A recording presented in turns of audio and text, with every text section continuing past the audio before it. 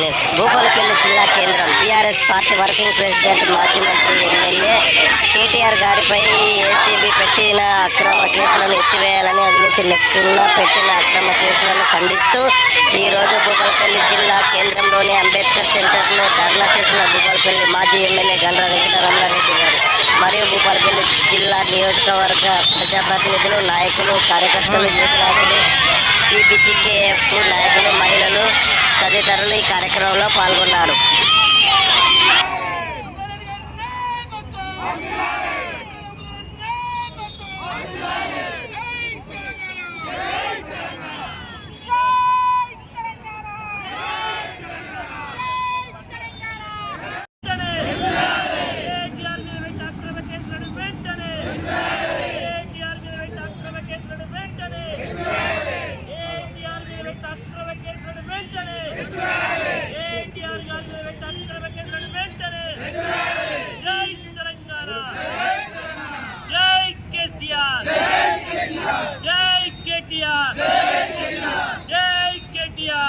జిల్లా పక్షాన తీవ్రంగా ఖండిస్తున్నాం.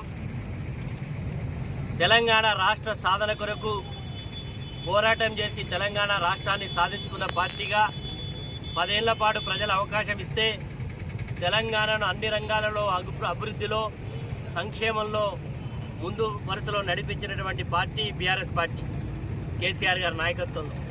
అలాంటిది హైదరాబాదును ఈరోజు ఒక అంతర్జాతీయ నగర జాబితా స్థానంలోకి తీసుకొచ్చినటువంటి నాయకుడు, ఆనాటి మున్సిపల్ మరియు పట్టణాభివృద్ధి శాఖ మంత్రి కేటీఆర్ గారి ఎంతో దూరదృష్టితో ఆలోచన చేసి హైదరాబాదును ఈరోజు అంతర్జాతీయ నగరాల జాబితాలోకి చోటు తీసుకొచ్చి ఎంతోమందికి ఐటీ రంగంలో, ఫార్మా రంగంలో అనేక మందికి ఉపాధి అవకాశాలను కల్పించడంతో పాటు హైదరాబాద్ యొక్క ఇమేజ్ను ప్రపంచ స్థాయిలో తీసుకెళ్లాలనే ఒక మంచి ఉద్దేశంతో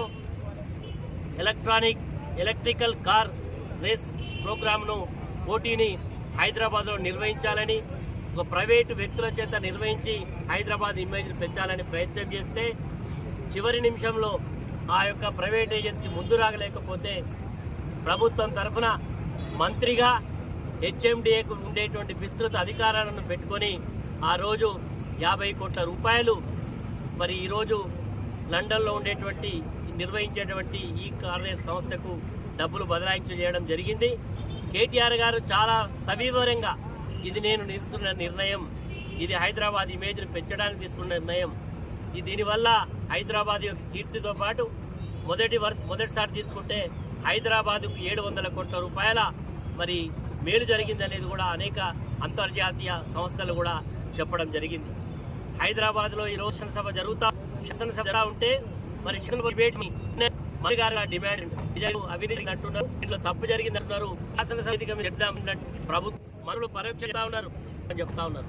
ఇది ఒక రోజు కాదు, అధికారంలోకి వచ్చిన నాటిని ఈ షోను అనేక మంది మంత్రులను అంటారు, ఈ కార్యక్రమం అంటారు. అదే ద్వారా